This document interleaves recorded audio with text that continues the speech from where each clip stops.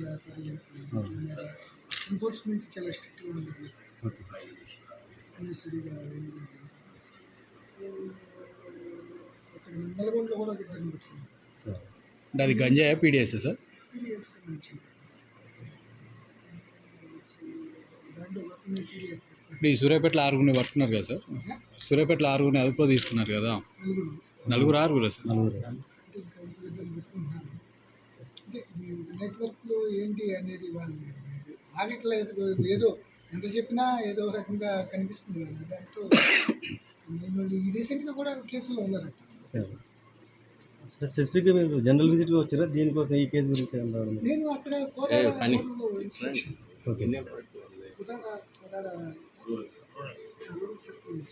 Okay. Same time నల్గొండలో ఇది కలిపి పర్టికులర్ పీడిఎస్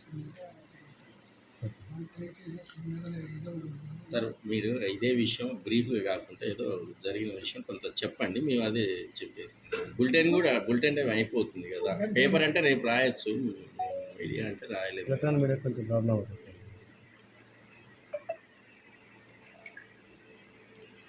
ప్రోగ్రెస్లో ఉన్నది చెప్పండి. మా వాళ్ళతో మాట్లాడి ఓకే ఓకే.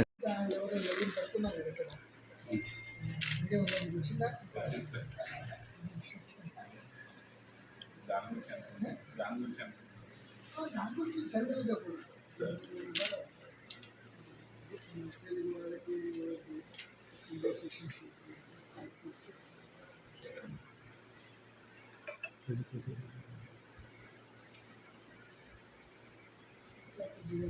బీసీ అయినాక మా వాళ్ళతో మాట్లాడినాక వాళ్ళతో కూడా మాట్లాడారు. అంటే ఎస్పీ ఆధ్వర్యంలో